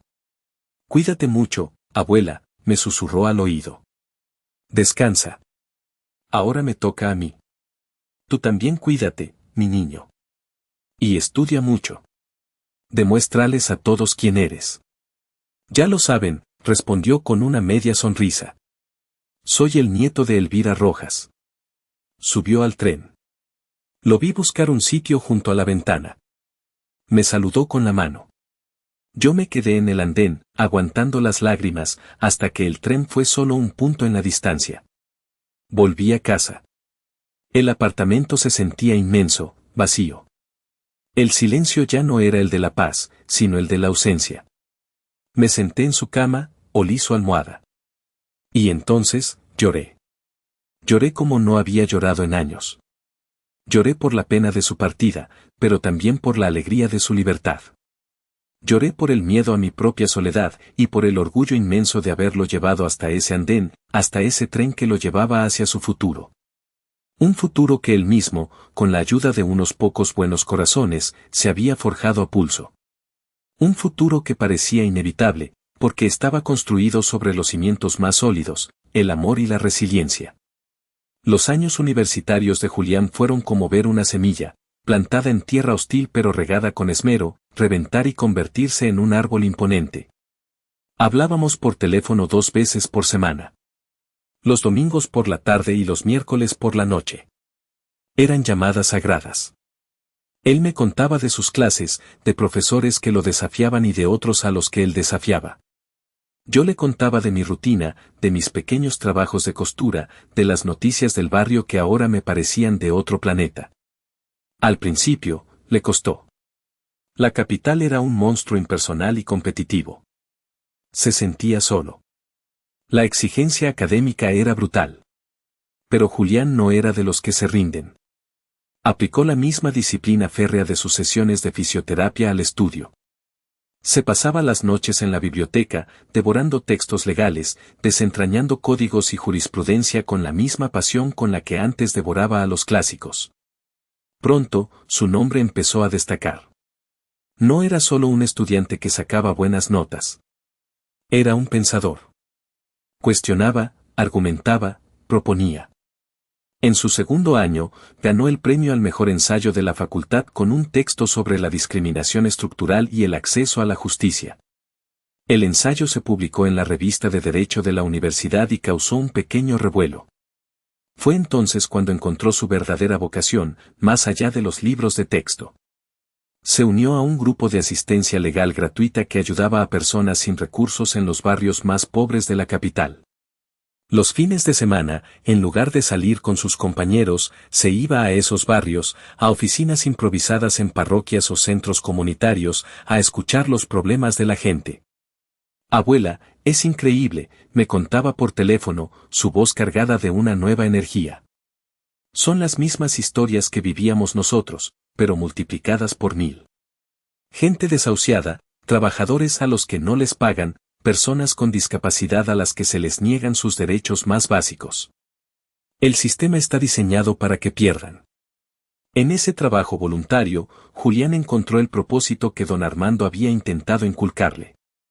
La ley no era un juego intelectual, era un arma. Y él estaba aprendiendo a usarla en favor de los desprotegidos. Su fama como el estudiante prodigio que ayuda a los pobres empezó a crecer. Un periódico nacional le dedicó un pequeño reportaje. Lo invitaron a dar una charla en un congreso sobre derechos humanos.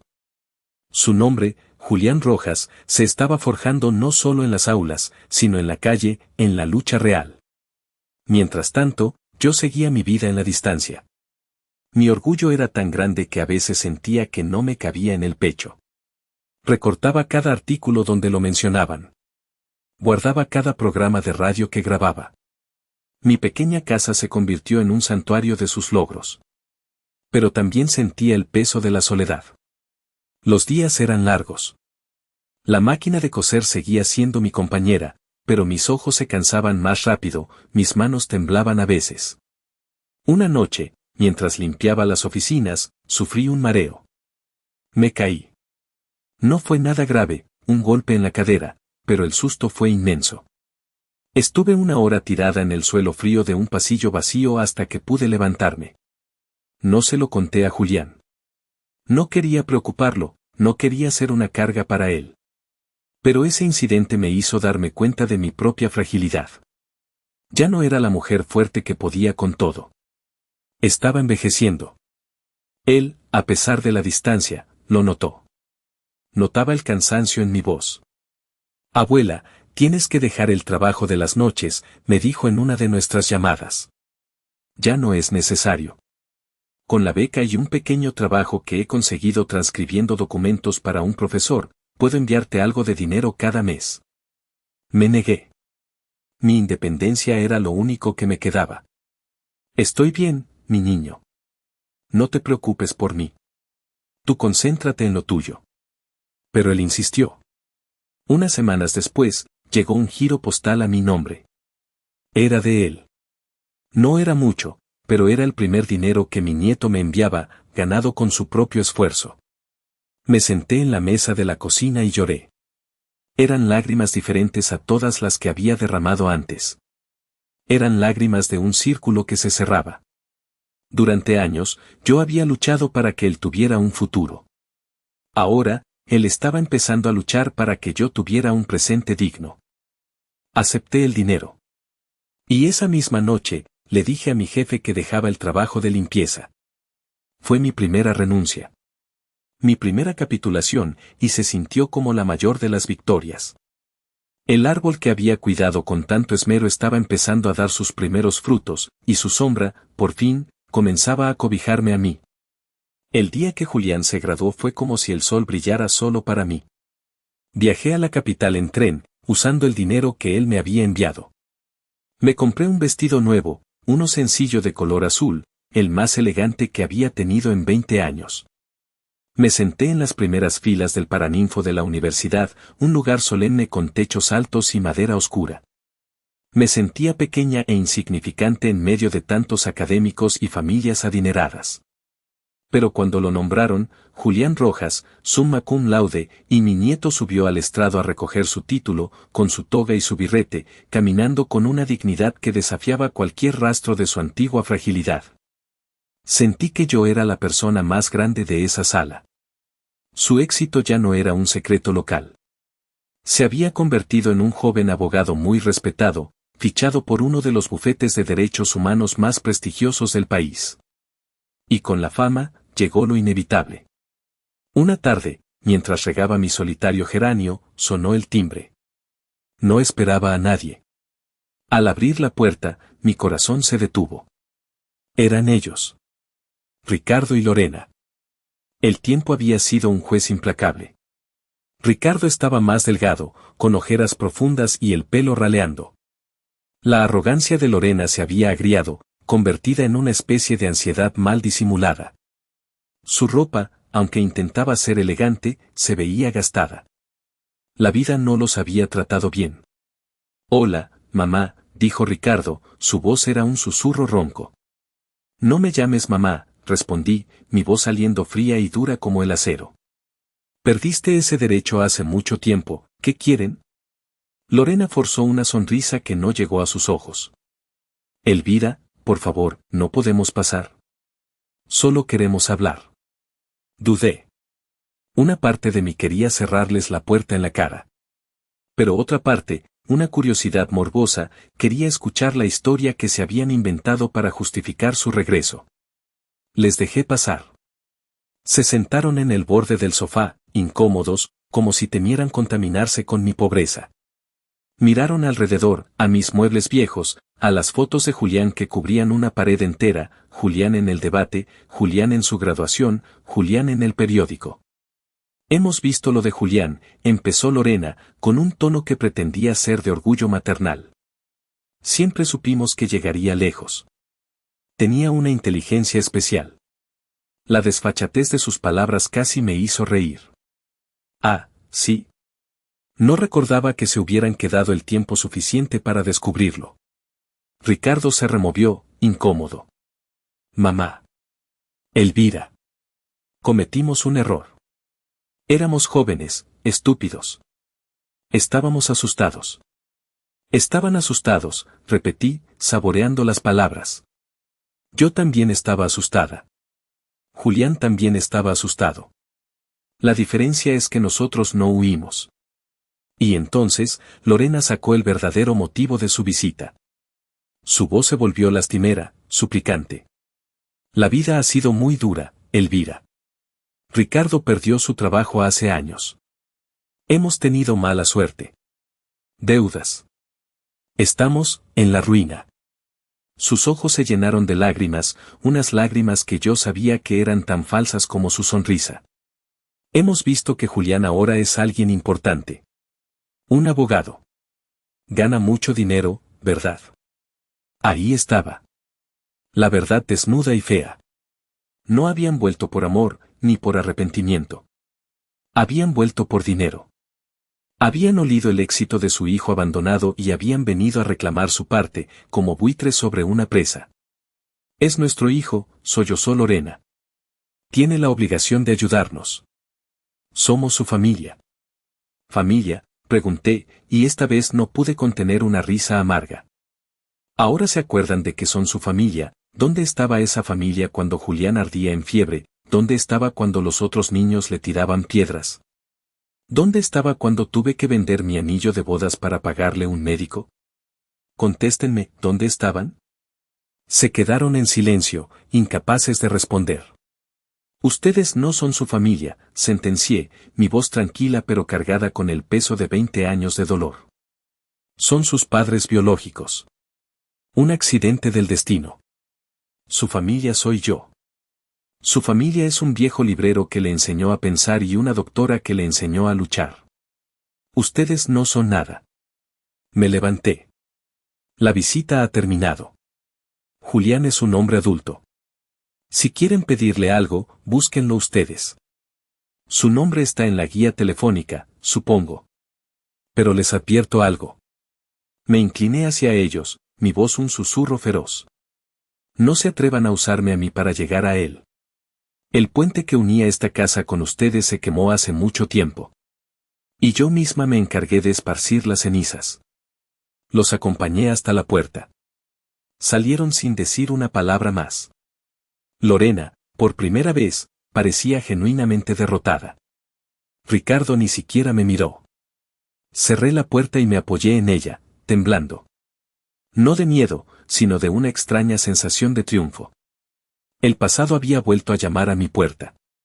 Y esta vez, yo le había dicho, de una vez por todas, que aquí ya no era bienvenido. Llamé a Julián esa misma noche. Le conté la visita de Ricardo y Lorena, sin omitir ningún detalle, ni la petición de dinero ni mi respuesta. Él escuchó en silencio al otro lado de la línea. Cuando terminé, hubo una larga pausa.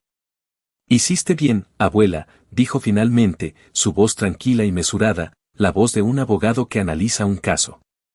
Gracias por protegerme, como siempre. Van a buscarte, Julián, le advertí. Prepárate. Que vengan, respondió.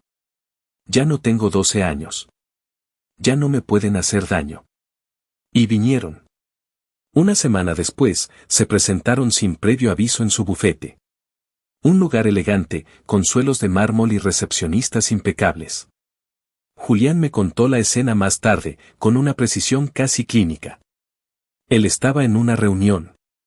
Su secretaria le pasó una nota, sus padres están en la recepción. Dicen que es urgente. Julián sintió una punzada de algo, no era miedo, sino una especie de cansancio existencial. Le pidió a su socio que lo excusara un momento. Decidió no recibirlos en su despacho, su santuario.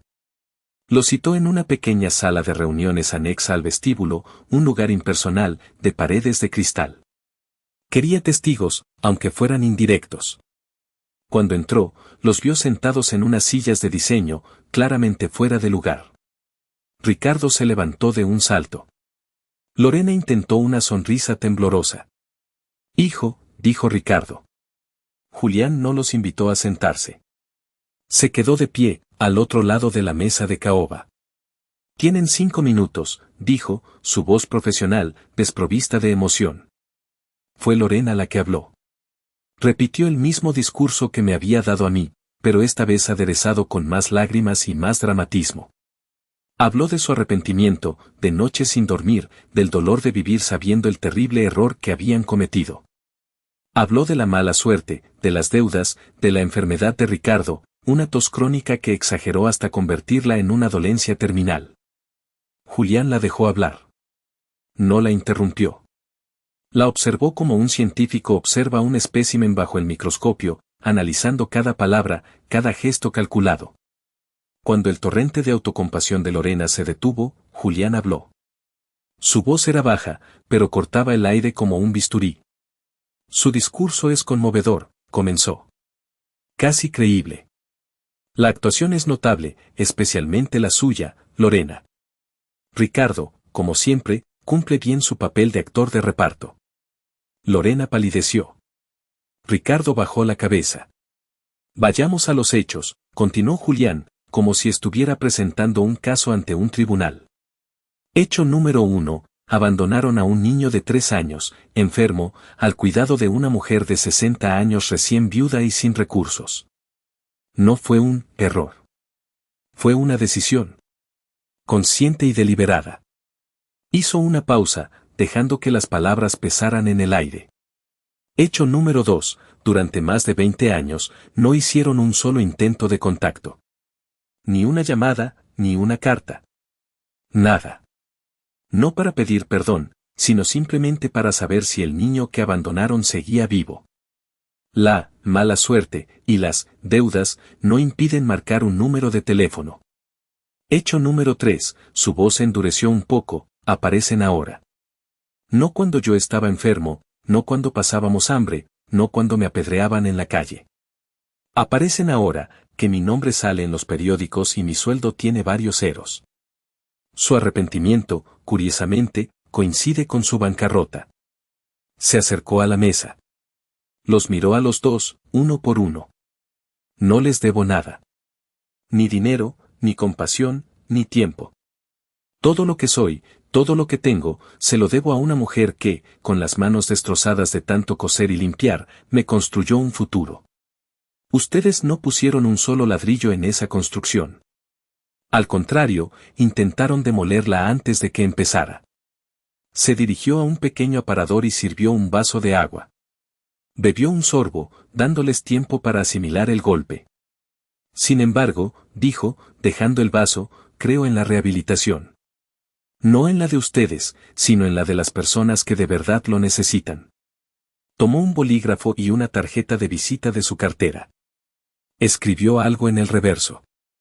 Se la tendió a Ricardo. Este es el contacto de un centro de asistencia social excelente.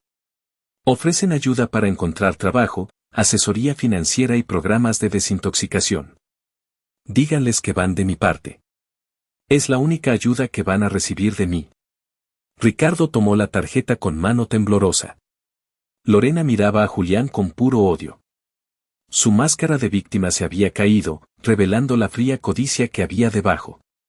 Ahora, si me disculpan, concluyó Julián, tengo trabajo que hacer.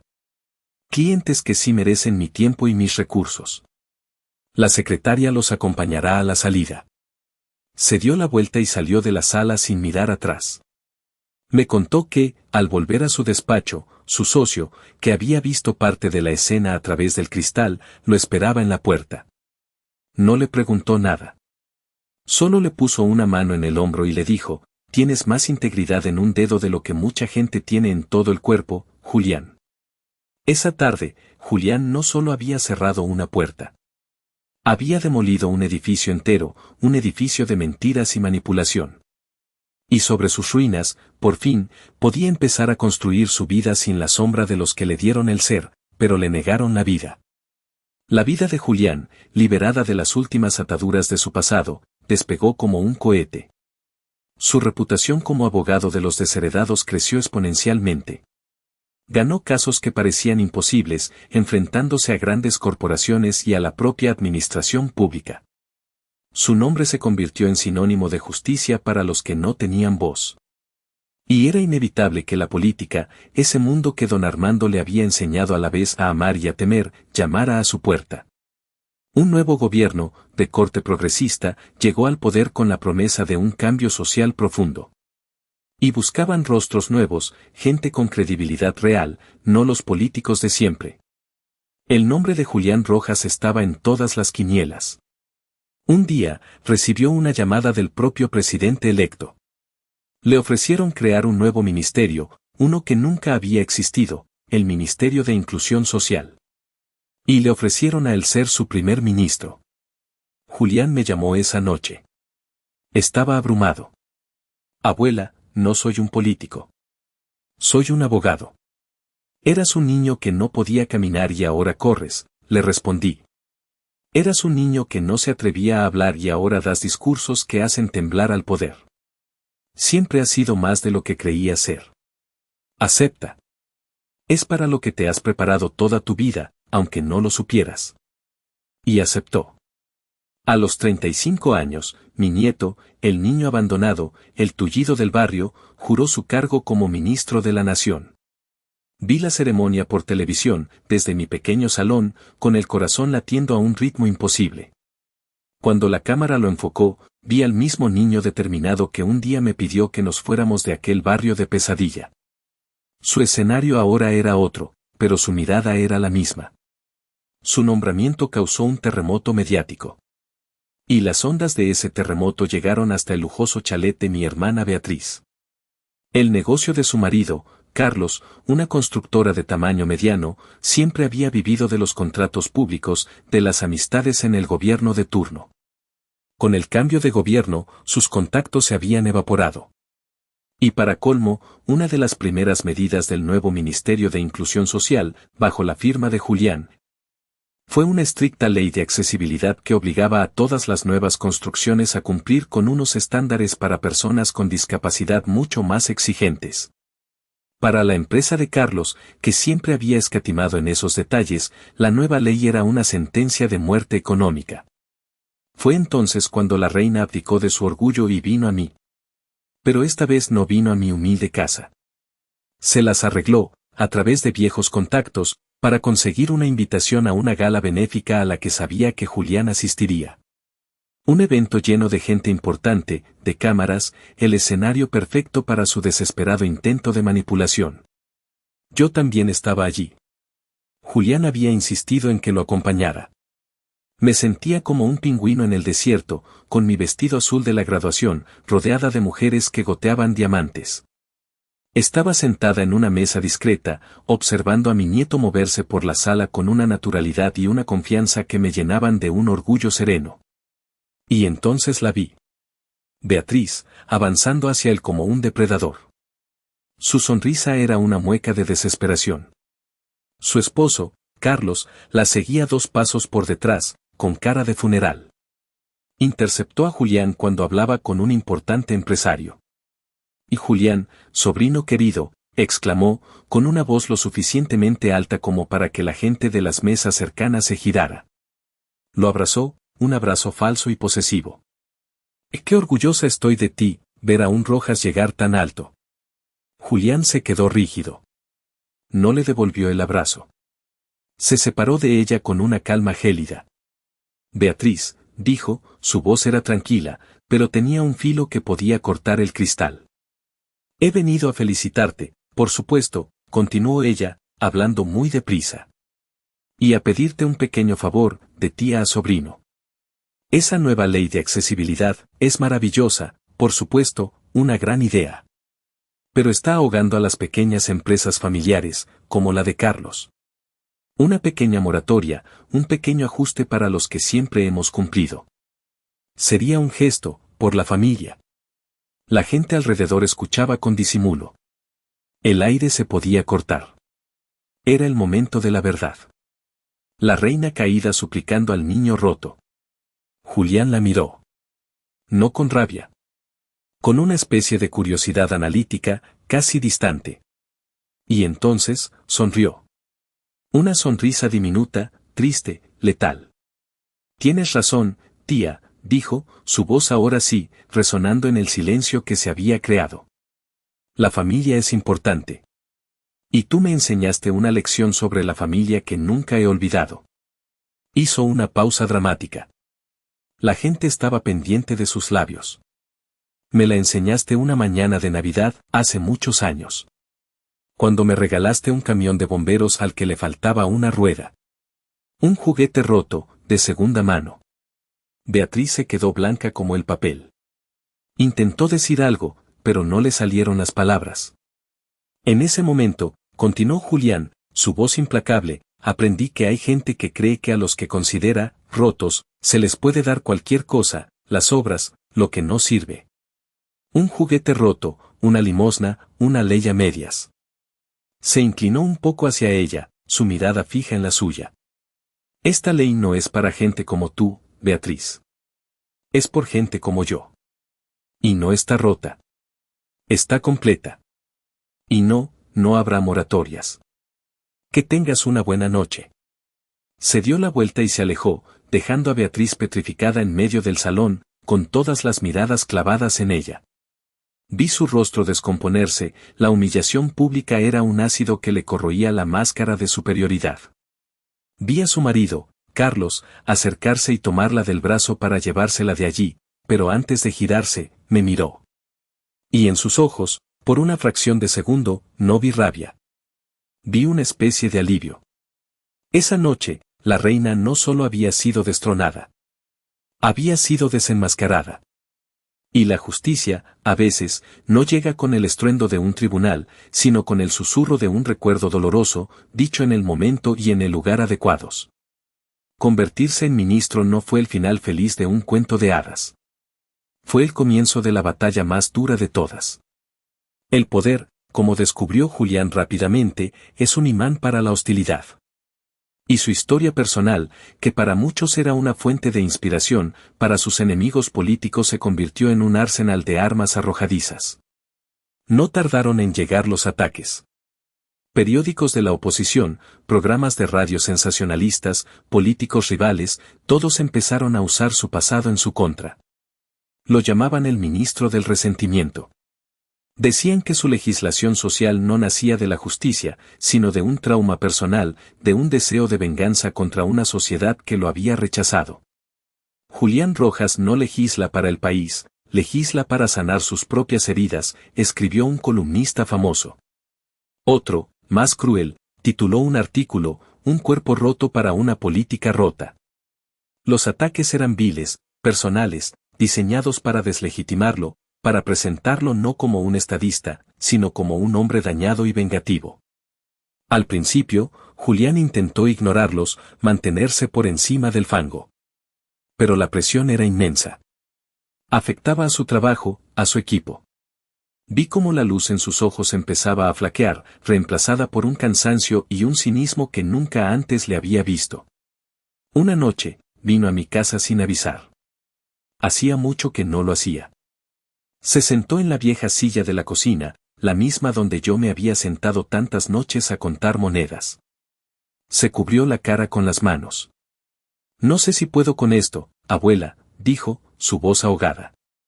Tienen razón. Quizás solo soy un hombre resentido. Quizás todo lo que hago es por venganza. Estoy usando el poder para castigar a los que se parecen a la gente que nos hizo daño. Lo escuché en silencio. Dejé que vaciara toda su duda, todo su agotamiento. Cuando terminó, me levanté y puse la tetera al fuego. Le preparé un té de manzanilla, como cuando era un niño y tenía fiebre. Me senté frente a él. Mírame, Julián, le dije. Él levantó la vista, sus ojos enrojecidos. ¿Tú me ves como una mujer resentida? Él negó con la cabeza. No, claro que no. Yo también podría estarlo, continué. Podría odiar a tu padre, a Lorena, a mi hermana. Podría pasarme el resto de mi vida maldiciéndolos. Pero no lo hago. Porque elegí construir en lugar de destruir. Elegí cuidarte, educarte, luchar por ti. Eso no es resentimiento. Es amor. Tomé sus manos entre las mías. Estaban frías. Tú estás haciendo lo mismo, pero a gran escala. No estás legislando desde la herida. Estás legislando desde la cicatriz. La cicatriz es la prueba de que la herida sanó y te hizo más fuerte. Lo que estás haciendo no es venganza. Es justicia. Estás construyendo un país donde ningún otro niño tenga que pasar por lo que tú pasaste. Donde ninguna otra abuela tenga que vender su anillo de bodas para pagar un médico. Si eso es resentimiento, entonces bendito sea el resentimiento. Hablamos durante horas. No de política, ni de leyes. Hablamos de nosotros. Le recordé la primera vez que se puso de pie solo. Le recordé su cara de triunfo en el torneo de debate. Le recordé su primer día de universidad. Le recordé quién era, de dónde venía. No del abandono y la crueldad, sino del amor y la lucha.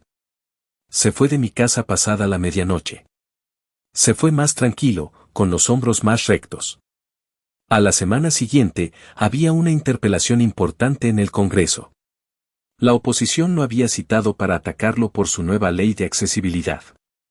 Vi el debate por televisión, con el corazón en la gargalo. El líder de la oposición lo atacó con ferocidad, usando los mismos argumentos de los periódicos, acusándolo de revanchismo personal. Cuando le tocó el turno de responder, Julián se levantó. Estaba sereno. Miró a la bancada de la oposición y dijo, tienen razón. Esta ley es personal. Hubo un murmullo en la Cámara. Es profundamente personal, continuó, su voz resonando en el hemiciclo. Es personal para la madre que no puede llevar a su hijo en silla de ruedas al colegio porque no hay rampas. Es personal para el anciano que no puede ir al médico porque su centro de salud no tiene ascensor. Es personal para el joven ciego que no puede leer un documento oficial porque no está en braille. Y sí, es personal para mí. Porque yo fui uno de esos niños. Y les aseguro que mi historia, y la de millones como yo, no es una historia de resentimiento. Es una historia de resiliencia. Y este gobierno no está aquí para pasar facturas al pasado. Está aquí para construir un futuro donde la dignidad no sea un privilegio, sino un derecho para todos. Esta ley no es mi venganza. Es mi promesa. El aplauso que estalló en la Cámara fue atronador, incluso desde la bancada de la oposición. Había convertido su mayor vulnerabilidad en su mayor fortaleza. Esa noche entendí que mi papel en su vida no había terminado cuando él se hizo mayor. Al contrario. Yo era su ancla. Su norte. El lugar al que siempre podía volver para recordar por qué había empezado a luchar. El poder tenía sus propias cicatrices, y mi trabajo, ahora, era ayudarle a sanarlas. Los años pasaron. Julián se consolidó como un político respetado, a veces controvertido, pero siempre íntegro. Su mandato dejó una huella imborrable en la política social del país. Yo, por mi parte, acepté finalmente mi vejez. Julián me había comprado una pequeña casa con un jardín, un lugar tranquilo donde el sol entraba por las ventanas. Mis días transcurrían entre mis plantas, mis libros y la apacible rutina de una vida sin sobresaltos. Ya no cosía por necesidad, sino por placer. Le tejía bufandas a Julián para el invierno, remendaba sus trajes con el mismo esmero de siempre. Él venía a verme todos los domingos. Almorzábamos juntos, y luego nos sentábamos en el porche, hablando de todo y de nada. Eran mis momentos favoritos de la semana. Una tarde, mientras ordenaba un viejo baúl, encontré algo que había olvidado que guardaba. Era un cuaderno escolar, de tapas gastadas. Lo abrí. En la primera página, con mi letra temblorosa de hacía tantos años, había escrito, Diario de nuestra lucha. Para que Julián, algún día, sepa la verdad. Empecé a hojearlo. Estaba todo allí. Cada detalle, cada dolor, cada pequeña victoria. La fecha de la visita de Beatriz y la humillación de la ropa usada. El precio exacto que me dieron por el anillo de Santiago. El nombre del niño que le rompió el dibujo a Julián. La primera vez que dijo una frase completa después de semanas de silencio. Las palabras de ánimo de la doctora Sofía. La lista de libros que don Armando le había prestado. Había escrito en ese cuaderno de forma intermitente, en las noches de insomnio, cuando el peso de la realidad amenazaba con aplastarme. Era mi forma de desahogarme, de no volverme loca. Era un testamento de nuestra supervivencia, escrito con la tinta de la fatiga y las lágrimas. Leerlo ahora, tantos años después, era como ver una película de una vida que parecía de otra persona. Una vida de una dureza casi insoportable. Cuando Julián vino ese domingo, le entregué el cuaderno. Creo que esto te pertenece, le dije. Él lo tomó con curiosidad. Se sentó en su sillón favorito y empezó a leer. Yo me fui a la cocina, dándole su espacio, aunque lo observaba de reojo. Lo vi pasar las páginas, una tras otra. Vi cómo su expresión cambiaba. La calma de su rostro de ministro se fue desvaneciendo, dando paso a una vulnerabilidad que no le veía desde que era un niño. Vi cómo fruncía el ceño, cómo apretaba la mandíbula. Vi cómo sus ojos se humedecían. Siguió leyendo durante más de una hora, en un silencio absoluto, solo interrumpido por el paso de las páginas. Cuando llegó al final, cerró el cuaderno con una delicadeza reverencial. Se quedó un largo rato inmóvil, mirando al vacío. Luego, levantó la vista y me miró. Sus ojos, los ojos del hombre poderoso que se enfrentaba a presidentes y a corporaciones, estaban llenos de lágrimas. Se levantó, se acercó a mí, que seguía de pie junto a la puerta de la cocina, y me abrazó. Y entonces, se rompió. Por primera vez desde que era un niño pequeño, mi nieto, el ministro, el hombre de acero, lloró. Lloró con sollozos profundos, desgarradores, que sacudían todo su cuerpo. Lloró por el niño que fue, por el dolor que había sufrido y que su mente infantil había archivado para poder sobrevivir. Lloró por la abuela que había luchado como una leona, cuya batalla silenciosa él solo ahora, a través de las páginas de un viejo cuaderno, entendía en toda su magnitud. Lo sostuve entre mis brazos, como cuando era un bebé. Le acaricié el pelo, le susurré palabras de consuelo. No lloraba por el hombre que era, sino por el niño que no había podido permitirse llorar. Lo siento, abuela, dijo entre sollozos. Lo siento tanto. Yo no sabía todo lo que pasaste por mí. SHHH, mi niño, le respondí, mi propia voz rota por la emoción. No tienes que sentirlo. Lo hice porque te quiero. Y lo volvería a hacer 1.000.000 de veces. Esa tarde, el diario había cumplido su propósito. Le había devuelto a Julián una parte de su historia que le faltaba, la parte que yo había sobrellevado en silencio para protegerlo. Y al hacerlo, había sanado la última herida, la más profunda, la que ninguno de los dos sabía que todavía estaba abierta. El hombre poderoso había llorado en los brazos de su abuela, y al hacerlo, el niño roto que aún vivía dentro de él, por fin, encontró la paz. Después de la tarde del diario, algo cambió entre nosotros. No fue un cambio drástico, sino una profundización, una calma nueva. Era como si hubiéramos alcanzado la orilla después de una larguísima travesía. Ya no había nada más que decir, nada más que descubrir. Todo estaba sobre la mesa, sanado y en su lugar. Julián terminó su mandato como ministro con un índice de aprobación histórico. Le ofrecieron presentarse a la presidencia. El país entero lo veía como el líder natural que necesitaban. Pero él dijo que no. Mi trabajo aquí ha terminado, abuela, me dijo un día. He construido las herramientas, he creado las leyes. Ahora le toca a otros usarlas. Yo no quiero pasar el resto de mi vida en palacios de gobierno. Quiero escribir, quiero dar clases en la universidad. Quiero volver a la trinchera, a la abogacía de a pie. Y sobre todo, añadió, con una sonrisa, quiero tener tiempo para almorzar los domingos con mi abuela. Y cumplió su palabra. Dejó la primera línea de la política y se convirtió en una de las voces más respetadas del país desde la academia y la sociedad civil. Fundó una organización que ofrecía becas a jóvenes con talento pero sin recursos, especialmente a aquellos con alguna discapacidad. La llamó Fundación Elvira Rojas. Cuando me lo dijo, sentí que me daba el honor más grande que nadie me había dado jamás. Mi vida, a su vez, encontró un ritmo apacible. Me levantaba tarde, cuidaba de mi jardín. Leía los libros que Julián me traía. A veces, recibía visitas. Jóvenes becados por la fundación, que venían a conocerme, a darme las gracias.